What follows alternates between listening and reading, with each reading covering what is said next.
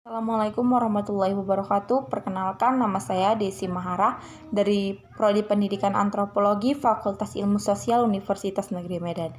Baik, di sini saya akan menjelaskan tentang perspektif petani terhadap pandemi COVID-19 dengan mata kuliah teori-teori sosial.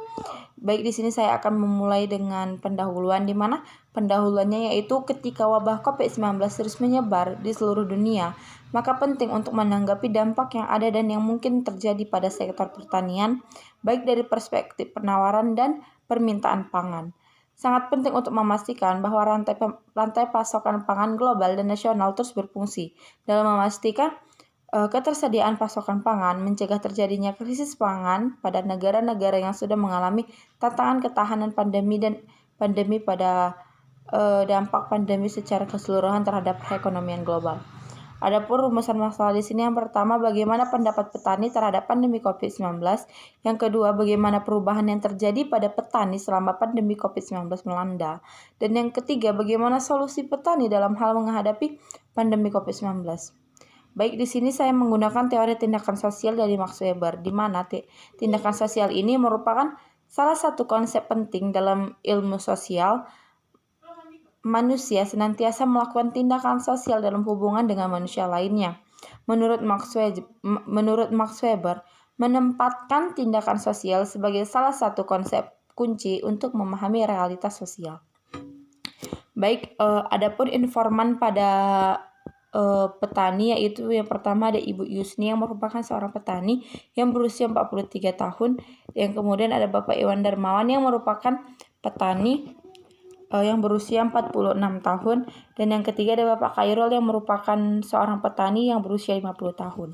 Di sini yang pertama itu mengenai pendapat petani terhadap pandemi COVID-19. Yang pertama ada dari informan pertama, yaitu Ibu Y yang mengatakan, ibu yang berinisial Y yang mengatakan selama pandemi COVID-19 ini melanda, banyak sekali pekerjaan yang terganggu, hasil panen yang mahal, dan banyaknya masyarakat yang kurang minat dikarenakan banyak masyarakat mengalami krisis ekonomi. Itu pendapat dari Ibu Y, yang kemudian dilanjutkan oleh pendapat Bapak I yang mengatakan bahwa virus corona ini sangatlah mengganggu segala sesuatu baik aktivitas maupun pikiran.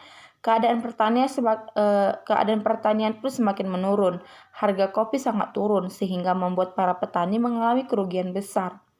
Yang ketiga itu ada dari Bapak C yang mengatakan virus corona ini sangatlah menghancurkan harapan petani.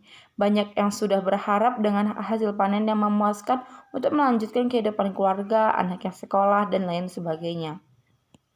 Kemudian ada perubahan terhadap pandemi COVID-19 ini. Yang pertama itu ada dari Ibu Y. Ibu Y ini mengatakan bahwa perubahan yang sangat dirasakan yaitu dari bagaimana berinteraksi dan menjaga kebersihan tubuh dan segala aktivitas baik di luar dan di dalam rumah. Juga banyak yang terhalang dikarenakan pandemi COVID-19 ini. Kemudian Bapak I ini mengatakan bahwa perubahan yang dialami yaitu dari sebelum adanya pandemi yang mencuci tangan yang tidak begitu rajin, dan dengan adanya pandemi ini mencuci tangan itu seperti sudah menjadi kewajiban yang setiap saat itu harus dilakukan.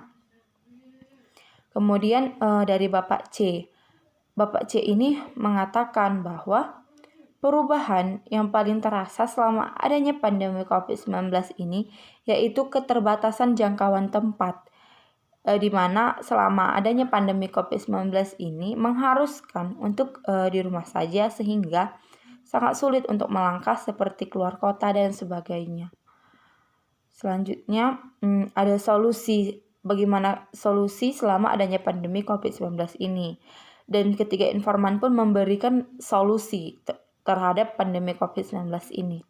Yang pertama itu ada dari Ibu Y. Yang Ibu Y ini mengatakan bahwa solusi untuk masyarakat selama adanya pandemi COVID-19 ini yaitu agar mematuhi segala peraturan yang telah dikeluarkan oleh pemerintah. dan harus tetap menjaga kebersihan karena virus corona ini merupakan virus yang tidak berwujud. Yang kemudian dari Bapak I ini mengatakan bahwa agar masyarakat lebih cerdas dalam menyaring dan menyebarkan segala berita dan informasi terkait pandemi COVID-19 ini. Agar masyarakat tidak berpikir negatif tentang pandemi dan tidak terlalu panik dalam menghadapi pandemi COVID-19 ini menurut kata Bapak I. Kemudian Bapak C ini mengatakan bahwa masyarakat harus memanfaatkan segala sesuatu kondisi apapun. Meskipun Indonesia sedang dilanda pandemi yang sangat besar, itu tidak menghalangi kemungkinan untuk berusaha dan bekerja. Manfaatkan teknologi sebagai sarana dan prasarana untuk membuka peluang usaha agar tidak terfokus ke satu mata pencarian. Begitu kata Bapak C. Baik, mungkin langsung saja kepada kesimpulan. Adapun kesimpulannya yaitu pandemi COVID-19 yang telah menyebar hampir ke seluruh negara-negara di Indonesia.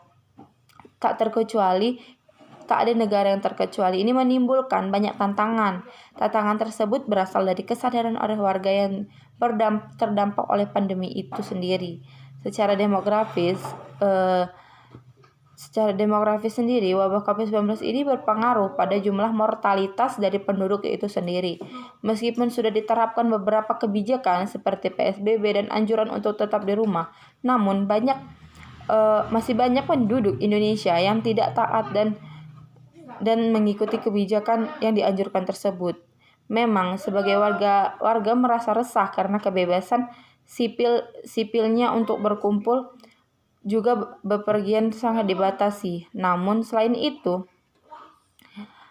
faktor ekonomi juga menjadi pendorong warga untuk tetap keluar rumah demi mencari nafkah untuk memenuhi kebutuhan sehari-harinya. Dikarenakan masih ditemukan warga yang merasa bantuan dari pemerintah masih kurang atau belum merata, meskipun memang lagi-lagi tindakan keluar rumah yang memang berpotensi untuk memperpanjang masa pandemi. Namun bagi mereka tidak ada pilihan lain yang dapat mereka lakukan. Baiklah, mungkin hanya ini yang dapat saya sampaikan. Lebih dan kurang saya mohon maaf. Wabillahi taufiq wal hidayah. Wassalamualaikum warahmatullahi wabarakatuh.